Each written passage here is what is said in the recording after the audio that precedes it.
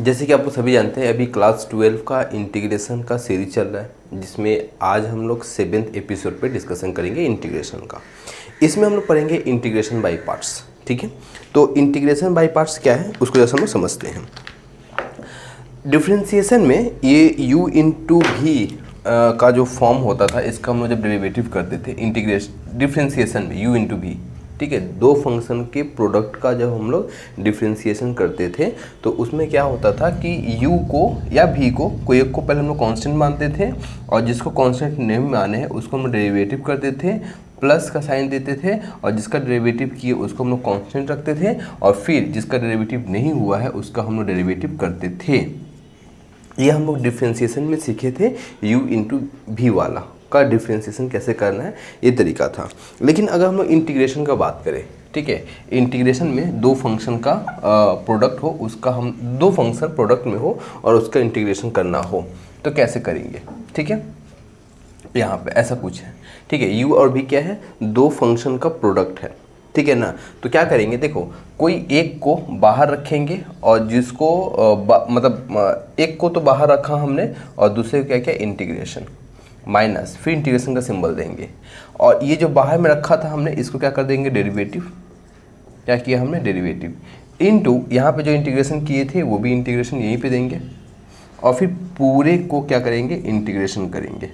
ठीक है, ये था u इंटू भी, दो फंक्शन का प्रोडक्ट का इंटीग्रेशन करना हो तो इस तरीके से करते हैं हम लोग। ठीक है ना, क्या है देखो u को हमने बाहर रखा और v का इंटीग्रेशन किया, माइनस जो बाहर था उसका हम लोग कर दिए डेरिवेटिव, और यहाँ पे जो इंटीग्रेशन हुआ था उसका इंटीग्रेशन यहाँ भी, और फिर पूरे का इंटीग्रेशन करेंगे, जो आएगा वो आएगा। ये क्या है u इंटू भी, इसको हम बोलते हैं इंटीग्रेशन बाय पार्ट्स। ठीक है, देखो इसको एक एग्जांपल से मतलब यहीं पे एक सॉल्व करते हैं, क्वेश्चन को सॉल्व करते हैं। जैसे कि हमने लिखा x साइन x, इसका करना है इंटीग्रेशन। दो फंक्शन का प्रोडक्ट है ना x और साइन x। ठीक है, x क्या है u और साइन x क्या है v। तो कैसे करेंगे, जैसे कि अभी हम लोग देख रहे थे क्या कि x को हम लोग बाहर रखें और साइन x का कर दिए इंटीग्रेशन।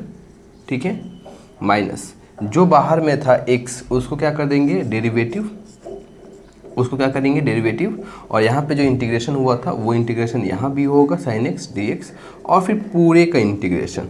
ठीक है, समझ रहे हो। तो यहाँ पे क्या हो गया x, साइन का इंटीग्रेशन क्या होगा माइनस कॉस x ना, तो माइनस कॉस x, साइन का इंटीग्रेशन क्या होगा minus cos x, minus x का डेरिवेटिव करेंगे तो क्या आएगा 1, और साइन x का इंटीग्रेशन करेंगे, ये क्या हो गया 1, और साइन x का इंटीग्रेशन करेंगे तो क्या आएगा माइनस कॉस x आएगा, माइनस कॉस x आएगा। ठीक है, माइनस कॉस x आएगा, माइनस कॉस x dx। देख रहे हो, पहले हमने इन दोनों को सॉल्व किया, सॉल्व करके जो आया फिर इसका हम लोग क्या करेंगे इंटीग्रेशन करेंगे। देखो ये 1 है, 1 को किसी से मल्टीप्लाई करने पे क्या आता है वही नंबर आता है, तो 1 को मल्टीप्लाई करेंगे माइनस कॉस x से तो क्या आएगा माइनस कॉस x ही आएगा, और माइनस यहाँ भी है माइनस यहाँ भी है तो क्या हो जाएगा प्लस, मतलब कि minus x cos x plus cos x dx।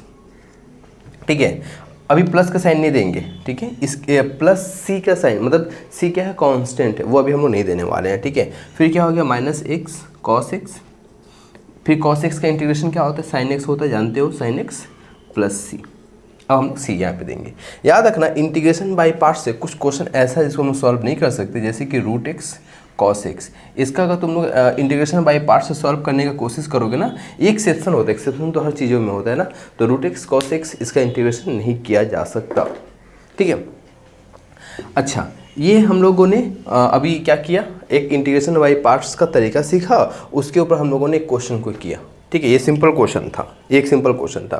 ठीक है, u इंटू भी के क्या है फिर से सुन लो, u इंटू भी दो फंक्शन प्रोडक्ट में है, दो फंक्शन प्रोडक्ट में है तो कैसे करेंगे, एक को बाहर रखें दूसरे का इंटीग्रेशन किए, माइनस जो बाहर में था उसका डेरिवेटिव, यहाँ पे जो इंटीग्रेशन हो रहा है वही इंटीग्रेशन यहाँ भी होगा, फिर दोनों को सॉल्व करके प्रोडक्ट करेंगे, और प्रोडक्ट करने के बाद जो आएगा उसका इंटीग्रेशन फिर करेंगे, मतलब कि एक बार इंटीग्रेशन यहाँ, दूसरा इंटीग्रेशन यहाँ, और फिर पूरे को सॉल्व करके एक और इंटीग्रेशन करेंगे तो 3 इंटीग्रेशन हो रहा है। उसके ऊपर हम लोगों ने एक एग्जाम्पल मतलब एक सिंपल सा क्वेश्चन को सॉल्व करने का कोशिश किया और कर भी लिए। एक क्वेश्चन और देखो, एक क्वेश्चन और देखो। ठीक है, एक क्वेश्चन और देखो, मैं इसको इरेज कर दे रहा हूँ। ये तो सिंपल सा क्वेश्चन था, हम लोगों ने सॉल्व कर लिया। एक क्वेश्चन इसके ऊपर एग्जांपल एक और देखो, जैसे कि क्या है कि e to the power x sin x, ठीक है, e to the power x sin x ऐसा है। इसको मान लो i मान लो i, ठीक है, i फॉर इंटीग्रेशन, ठीक है। चलो इसका इंटीग्रेशन करते हैं अब। तो जैसे कि अभी हम लोगों ने क्या सीखा था कि एक फंक्शन को बाहर रखेंगे, तो हमने sin x को बाहर रखा, ठीक है। फिर e to the power x का क्या किया, इंटीग्रेशन किए dx माइनस, ध्यान सुनना। फिर यहाँ पे क्या था, sin x बाहर में था, इसका क्या करेंगे, डेरिवेटिव करेंगे sin x, यहाँ पे हम लोगों ने रख दिया। फिर यहाँ पे e to the power x का इंटीग्रेशन हो रहा है, तो e to the power x dx, फिर पूरे का dx, समझ रहे हो ना। अच्छा, ये e to the power x का इंटीग्रेशन क्या होता है, e to the power x ही होगा, e to the power x sin x का डेरिवेटिव क्या होता है, cos x, e to the power x का इंटीग्रेशन करेंगे तो क्या आएगा, e to the power x ही आएगा। यहाँ से फिर से हमें क्या करना पड़ेगा, इंटीग्रेशन बाई पार्ट्स अप्लाई करना पड़ेगा, ठीक है। यहाँ देखो, यहाँ हम कर रहे हैं e to the power x cos x dx, इसका करना है इंटीग्रेशन, बाई पार्ट से सॉल्व करेंगे हम लोग। क्यों करेंगे, क्योंकि दो फंक्शन का प्रोडक्ट यहाँ भी आ गया है। तो क्या cos x क्या हुआ, बाहर रहा cos x, e to the power x का इंटीग्रेशन करेंगे माइनस cos x बाहर में है, जो बाहर में उसका क्या होता है, डेरिवेटिव होता है, तो cos x का डेरिवेटिव क्या होगा, माइनस sin x होगा, ठीक है, माइनस sin x होगा, ठीक है, माइनस sin x होगा cos x का। और e to the power x का इंटीग्रेशन क्या होगा, e to the power x ही होगा। मैंने यहाँ पे डायरेक्ट करने का कोशिश किया, देखो ये जो लाइन था ना, मैंने ये नहीं किया, यहाँ पे डायरेक्ट कर दिया। क्या, cos x का डेरिवेटिव क्या होगा, माइनस sin x होगा, और e to the power x का इंटीग्रेशन क्या होगा, e to the power x ही होगा। ये देखो, ये इसके बाद क्या लिख सकते हैं हम लोग, cos x, e to the power x का integration e to the power x, ये माइनस प्लस क्या हो जाएगा, e to the power x sin x dx। देख रहे हो ना। अब देखो e to the power x sin x dx, e to the power x sin x dx, ये तो क्वेश्चन पहले ही वाला आ गया ना, यहाँ जो क्वेश्चन था यही क्वेश्चन यहाँ भी आ गया। तो देखो cos x e to the power x plus I, ठीक है, प्लस आई रख देंगे। और फिर उसको ये जो आया है ना, ये cos x e to the power x आई किसके जगह पे आया, e to the power x cos x को किए थे ना, किसको किए थे, इसको किए थे इंटीग्रेशन, तो ये आया है। इसको कहाँ पुट कर देंगे, यहाँ पुट कर देंगे, यानी कि ये क्या आ गया, e to the power x sin x minus, इस पूरे की जगह पे क्या पुट करेंगे, उसको पुट करेंगे cos x e to the power x minus I plus C. ये माइनस आई, अच्छा प्लस सी को बाद में रखते हैं। ये जो माइनस आई था ना, माइनस आई क्यों हुआ, क्योंकि यहाँ प्लस था और बाहर में क्या है, माइनस है, तो माइनस माइनस प्लस हो गया। और यहाँ पे क्या है, एक और आई है, ये आई इस तरफ आ जाएगा, तो आई प्लस आई क्या हो जाएगा, 2i e to the power x sin x minus cos x e to the power x। अब तुम यहाँ से i इज इक्वल टू क्या आएगा, नीचे यहाँ पे 2 रहेगा, और तुम अगर प्लस सी यहाँ पे लिखना चाहो तो लिख सकते हो। तो देखो ये दो तरह का क्वेश्चन होता है इंटीग्रेशन बाय पार्ट्स में। एक तो हम लोग जो पहले सॉल्व किए थे, एक sin x वाला, और एक क्या गया e to the power x sin x, वो जो फंक्शन रिपीट होता है अपने आप को। देखो e to the power x sin x का इंटीग्रेशन किए तो e to the power x sin x कहाँ आ गया, दोबारा यहाँ आ गया, तो इसकी जगह पर हमने क्या माना, i माना, ठीक है। और फिर यहाँ पर पुट किया तो i उधर चला गया, 2i हो गया, ठीक है। ये तरीका था सॉल्व करने का इंटीग्रेशन बाय पार्ट्स के क्वेश्चन को। दो तरह का क्वेश्चन मिलेगा, एक पहले हम लोगों ने जो सॉल्व किया वो, और एक जो अभी सॉल्व किया है वो। अभी हम लोग क्वेश्चन को करेंगे। क्वेश्चन ये उठता है ना, बात तो ठीक है, हम लोग चलो ठीक है सॉल्व करेंगे सब, इसको इरेज कर देना कि इसको बाहर रखेंगे, पर बात ही किसको बाहर रखेंगे, किसको क्या हम अभी जो क्वेश्चन कर रहे थे इस क्वेश्चन में, अभी जो, अच्छा इससे पहले जो क्वेश्चन किए थे हम लोग, इससे पहले जो क्वेश्चन किए थे, ज़रा सुनना बात को, इससे पहले जो क्वेश्चन सॉल्व किए थे, ये I1 है इंटीग्रेशन, ये I2 इंटीग्रेशन। इससे पहले जो क्वेश्चन किए थे वो क्या था, एक sin x था, है ना। इस केस में sin x को हम लोग बाहर रखे थे, और x को बाहर रखे थे पहले वाला क्वेश्चन में, और sin x का इंटीग्रेशन किए थे। अभी पूरा सॉल्व नहीं कर रहे हैं, जस्ट एक बात बता रहे हैं। और इस केस में sin x को बाहर रखे थे और e to the power x का इंटीग्रेशन किए थे ना अभी। ऐसा क्यों, क्या तरीका है जो हम समझेंगे। तो एक वर्ड है आइलेट, बहुत ध्यान से सुनना, एक वर्ड है आइलेट, ठीक है, एक वर्ड है। आई से क्या हो गया, इन्वर्स फंक्शन, एल से क्या हो गया, लोगरिथमिक फंक्शन, चलो सिर्फ मैं लॉग ही लिख दे रहा हूँ, ठीक है, लॉग।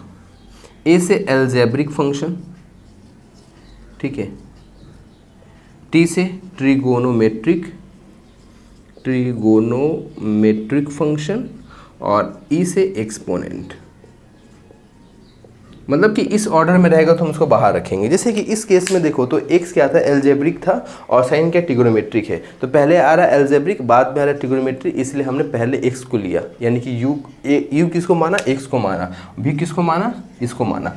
इस केस में अगर देखो तो e to the power x exponent है, वो क्या आ रहा है, बाद में आ रहा है, और पहले ट्रिगोनोमेट्रिक आ रहा है, इसलिए हमने पहले इसको रखा, बाद में इसको रखा।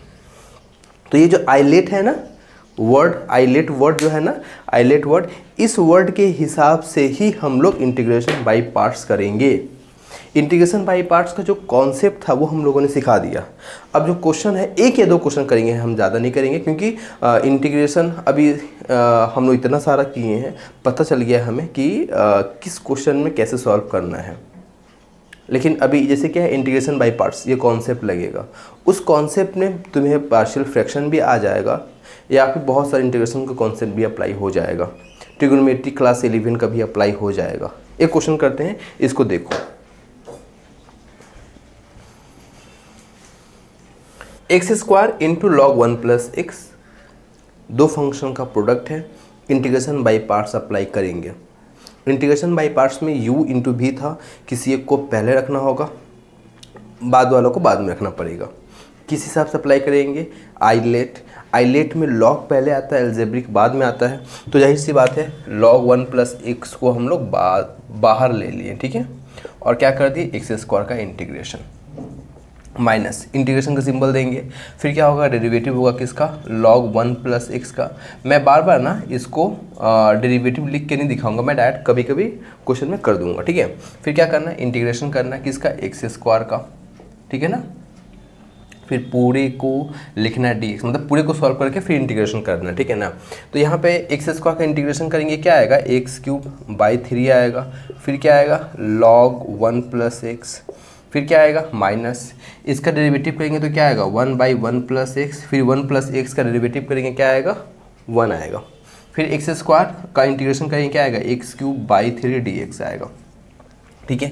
तो क्या आ गया, x cube by 3 log 1 plus x minus 1 by 3 x square by, नहीं एक्स क्यूब है ना, मेरा mistake, x cube by 1 plus x D x.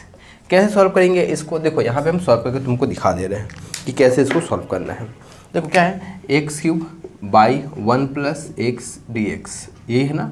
1 plus x को z मान लो, इसका डेरिवेटिव करोगे क्या आएगा, डी एक्स डी जेड, तो डी एक्स की जगह पे डी जेड, और यहाँ x की जगह पे क्या पुट कर देंगे हम, यहाँ से अगर x निकालना चाहें हम लोग तो क्या आएगा, z माइनस 1 आएगा। तो x की जगह पे क्या होगा, z माइनस 1 का क्यूब, 1 प्लस एक्स की जगह पे z, dx की जगह पे dz, ये हो गया क्या, z cube minus 3z square plus 3z minus 1 by Z, ठीक है ना।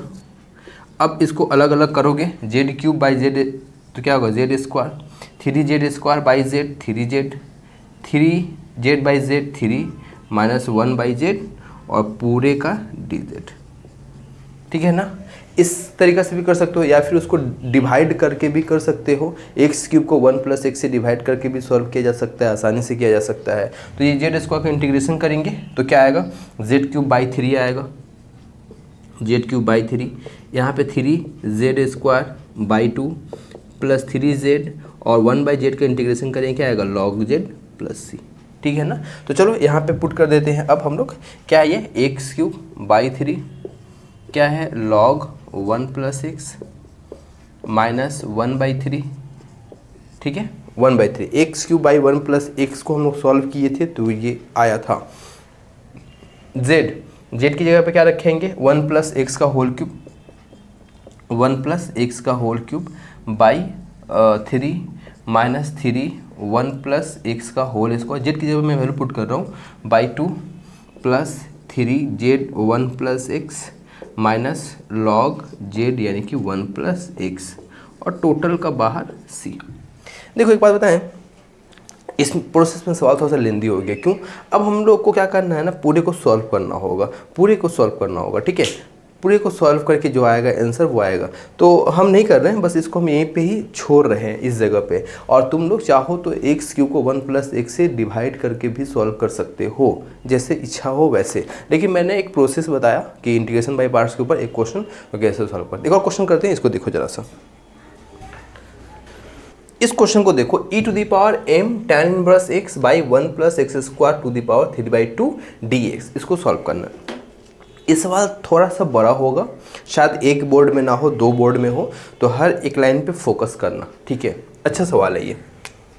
देखो इसको ऐसे लिख सकते हैं क्या, e⁻m tan 1x by 1 + x² और 1 + x² to the power 1/2 dx, ऐसा लिख सकते हैं ना? लिख सकते हैं, बिल्कुल लिख सकते हैं। अब समझ में आ ही रहा होगा कि tan 1x को क्या मान लेते हैं, z। तो ये क्या हो जाएगा, अगर इसका हम लोग डेरिवेटिव करेंगे तो क्या आएगा, 1/tan 1x का डेरिवेटिव क्या होता है, 1/1 + x² dx = dz। अब जरा से इसको और सॉल्व कर लेते हैं। x = tan z, x², अगर दोनों तरफ स्क्वायर कर देंगे तो क्या आएगा, tan² z। दोनों तरफ 1 ऐड कर दो तो tan² z क्या होगा, sec² z, ठीक है ना? क्योंकि 1 + x² दिख रहा था हमें, इसलिए किया। अब यहाँ क्या करेंगे, देखो बहुत ध्यान से देखो। अब क्या करेंगे, अब बस वैल्यू पुट करेंगे। e⁻m tan 1x है, तो e⁻m tan 1x की जगह पे क्या माना हमने, z माना। अब dx by 1 + x², dx by 1 + x² क्या है, dz है, इसको हम लोग dz मान लिए। 1 + x² की जगह पे क्या है, sec² z, और sec² z का स्क्वायर रूट, ठीक है, sec² z का स्क्वायर रूट। तो क्या आएगा, sec² z का स्क्वायर रूट क्या आएगा, sec z, और sec z जब ऊपर जाएगा तो क्या बन जाएगा, cos z बन जाएगा। तो e⁻mz cos z dz, ठीक है।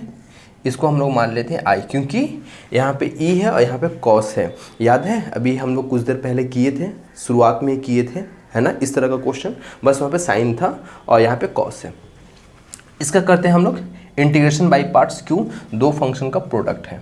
यहाँ पे cos z को बाहर रखेंगे, क्यों, क्योंकि यहाँ पे आइलेट में क्या था, ट्रिगोनोमेट्री पहले आता है और एक्सपोनेंशियल फंक्शन बाद में आता है, इसलिए cos z को हम लोग क्या रखेंगे, पहले रखेंगे। cos z यहाँ पे हम लोग रखे e⁻mz इंटीग्रेशन के फॉर्म में रहा, यहाँ पे माइनस, अब थोड़ा सा डायरेक्ट करेंगे, cos z का इंटीग्रेशन क्या होगा, -sin z होगा, है, होगा ना, बिल्कुल होगा ना, -sin z होगा। और e⁻mz का इंटीग्रेशन करेंगे तो क्या आएगा, e⁻mz/m dz, है ना। आगे बढ़ते हैं जरा सा, cos z e⁻mz/m, ठीक है, माइनस प्लस, और 1/m को बाहर ले लो, e⁻mz sin z, ठीक है। इसका कर देते हैं फिर से इंटीग्रेशन एक बार और, तो क्या होगा, cos z e⁻mz/m plus 1/m, थोड़ा सा यहाँ भी स्टेप जंप किया जाए, ठीक है। sin z बाहर आ जाएगा, मतलब यहाँ आ जाएगा sin z, e⁻mz का इंटीग्रेशन करेंगे तो नीचे m आएगा, माइनस, समझ रहे हो ना, माइनस।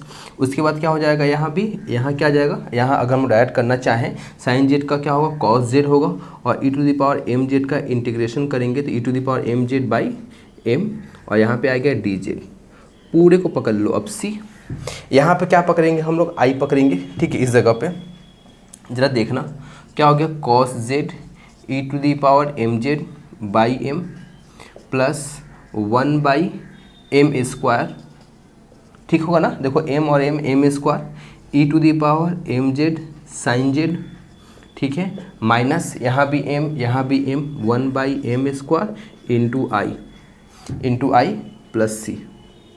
i क्यों माना हम लोगों ने, देखो m तो बाहर में आ जाएगा, और यहाँ बाहर m है तो m और m² हो जाएगा। यहाँ पे m और m क्या हो जाएगा, m² इंटू i, और यहाँ पे क्या है, i है। i क्यों माना हम लोगों ने, क्योंकि देखो i क्या था, ये था, वो वहाँ पे आ जा रहा था। अब क्या करेंगे, इसको उठाकर इधर लेकर के आओ। क्या नीचे जगह होगा, नहीं होगा, नीचे जगह तो नहीं होगा, चलो ठीक है, यहाँ पे करते हैं इसको। जरा ध्यान से देखना, ये क्या है 1/m² आई है, ये इधर आ जाएगा, यहाँ भी आई है और आई कॉमन ले लेंगे तो भीतर क्या बचेगा 1/1 + m² इज इक्वल्स टू, जैसे इसको अगर हम सॉल्व करेंगे तो यहाँ पे क्या आ जाएगा e⁻mz, यहाँ भी e⁻mz, यहाँ भी है e⁻mz, हम लोगों ने बाहर ले लिया और यहाँ पे क्या आएगा m cos z plus sin z और टोटल का बाई क्या है नीचे m² है, बाई m² है, ठीक है, बाई m² है प्लस c। अगर फिर से सॉल्व करेंगे इसको तो क्या हो जाएगा m² + 1 by m² e⁻mz m cos z plus sin z plus c, ठीक है, शायद c नहीं दिख रहा होगा और यहाँ पे क्या है m² है। देखो m² कट गया, ठीक है, m² कट गया तो i = फाइनल क्या आएगा पता है m cos z plus sin z by 1 + m²। क्या आंसर हो गया? नहीं हुआ, नहीं हुआ, अभी भी नहीं हुआ। क्यों नहीं हुआ? अब देखो जरा सा, ये m हो गया, cos तो लिख देंगे, z क्या था tan 1x, तो यहाँ पर पुट करो z की जगह पर tan 1x, cos z tan 1x plus sin z की जगह पे क्या होगा tan 1x, टोटल का बाई क्या है 1 + m² और यहाँ पे प्लस c है, शायद c नज़र नहीं आ रहा होगा तुम लोगों को, तो ये रहा। क्या ये आंसर आ गया? अब भी नहीं आया। अब देखो tan 1x है ना और cos के साथ है ना, तो cos tan 1x क्या होता है पता है 1/1 + x²। तो कैसे? तुम यहाँ से सॉल्व कर सकते हो। देखो sec² z क्या है 1 + x², तो sec z क्या आएगा √1 + x², तो cos z क्या आएगा 1/√1 + x², ठीक है। sec z क्या हो जाएगा, sec z क्या हो जाएगा √1 + x² ना, तो cos z क्या हो जाएगा 1/√1 + x² और cos वहाँ पुट करेंगे हम लोग, ठीक है, वहाँ पुट करेंगे cos इनवर्स 1/√1 + x² और sin इनवर्स में क्या पुट करेंगे x/√1 + x²। ये मैं नहीं कर रहा हूँ, ये तुम लोग कर लेना, ठीक है। तो tan 1x यहाँ पे क्या पुट करेंगे हम लोग sin इनवर्स x/√1 + x² और यहाँ क्या पुट करेंगे 1/√1 + x²। तो बच के क्या आ जाएगा m, मतलब आगे सॉल्व करोगे जो भी आएगा आएगा, वो तुम लोग का जिम्मेदारी सॉल्व कर लेने का, कर लेना, हो जाएगा। उम्मीद है इसका भी आंसर आ जाएगा, ठीक है। सही है, आंसर देख लेते हैं इसका। खैर स्क्रीनशॉट लो, ये बहुत ही अच्छा क्वेश्चन था। देखो इसको, देखो एक बात और, मतलब एक बात और नहीं, मैंने गलती किया था एक जगह पे, बस वही बताने के लिए आया हूँ मैं यहाँ पे। देखो e⁻mz को हम लोग यहाँ पे भूल रहे थे, तो e⁻mz देना पड़ेगा और फिर यहाँ भी पुट करना पड़ेगा, ठीक है। यहाँ तो जगह नहीं हो रहा है, चलो ठीक है, यहाँ पे हम लिख दे रहे हैं ये e⁻mz, z की जगह पे क्या पुट करना पड़ेगा, वही tan 1x पुट करना पड़ेगा। ये मैं नहीं दिया था अभी कुछ देर पहले, ठीक है, e⁻m tan 1x। यहाँ पे तो कुछ नहीं करना है, जैसे कि तैसे रहेगा। और यहाँ पे tan 1x की जगह पे क्या पुट करोगे cos इनवर्स 1/√1 + x² और tan 1x की जगह क्या पुट करोगे sin inverse x/√1 + x²। Solve करोगे आ जाएगा, ठीक है। देखो एक और क्वेश्चन, क्या है x³ tan² x² dx। तो क्या करते हैं कि x³ x² को z मान लेते हैं, तो क्या होगा ये 2x dx dz, मतलब क्या x dx 1/2 dz, है ना, कोई दिक्कत नहीं। देखो ये x³ है, इसको लिख सकते हैं x² × x। देखो जरा सा x², ये क्या है tan² x² और x dx। अब जरा देखना x dx की जगह पे क्या है हाफ dz, तो इसकी जगह पे हाफ को बाहर रखो और x dx की जगह पे dz रख दो, कोई दिक्कत नहीं है ना, नहीं है। x² को क्या माना हम लोगों ने z माना है, इसको भी z रख दिए। tan² x² क्या माना हम लोगों ने z, तो tan² z, ठीक है। Next step 1/2 z tan² z, क्या जानते हैं हम लोग sec² z minus tan² z is equals to 1, तो tan² z is equals to क्या होगा sec² z माइनस 1। तो यहाँ पे हम लोग क्या रख दिए sec² z माइनस 1। ऐसा हम लोगों ने क्यों लिया, क्यों? क्योंकि tan² z डायरेक्ट इंटीग्रेशन नहीं कर सकते हम लोग इसको इस फॉर्म में, हमेशा इस फॉर्म में लाकर सॉल्व करते हैं। किए भी हैं हम लोग कुछ मतलब पहले वाला क्लास में, ठीक है ना। अब क्या करेंगे, इसको ब्रेक कर देते हैं। 1/2 Z sec square Z D Z minus 1/2 सिर्फ डी जेड, ठीक है ना। 1/2 ये माइनस 1 और हाँ सॉरी जेड डी जेड है ना, क्योंकि जेड तो इसके साथ भी मल्टीप्लाई होगा, जेड इसके साथ भी मल्टीप्लाई होगा, तो जेड डी जेड, कोई दिक्कत नहीं। अब जैसे करते हैं इसका इंटीग्रेशन, किसका इंटीग्रेशन करते हैं, सिर्फ पहले जेड सेक स्क्वायर जेड, देखो Z sec square Z D Z, इसका करते हैं इंटीग्रेशन बाय पार्ट्स, है ना। क्यों, दो फंक्शन का प्रोडक्ट है, इंटीग्रेशन बाय पार्ट्स अप्लाई करेंगे, उसमें आइलेट लगाएंगे, उसमें अलजेब्रिक फंक्शन पहले आता है, ट्रिग्नोमेट्रिक फंक्शन बाद में आता है। जो जेड पहले आएगा, हमने जेड को पहले रख दिए। फिर क्या करना है, सेक स्क्वायर जेड का इंटीग्रेशन, ठीक है ना, माइनस जेड का डेरिवेटिव करेंगे 1 sec square Z D Z, total का डी जेड, कोई दिक्कत नहीं है ना। जेड सेक स्क्वायर जेड का इंटीग्रेशन करेंगे, क्या आएगा, 10 जेड माइनस यहाँ पे क्या आएगा 10 जेड डी जेड, ठीक है। 10 जेड का इंटीग्रेशन दो होता है, एक होता है माइनस लॉग कॉस एक्स और एक होता है लॉग सेक एक्स। अच्छा, एक्स में वर्ड यूज कर रहा है, यहाँ पे जेड दिया हुआ, ठीक है। जेड tan जेड माइनस यहाँ पे क्या अप्लाई करेंगे, माइनस लॉग, अरे क्या कर रहे हैं, माइनस लॉग कॉस जेड, ठीक है, minus log cos Z plus सी।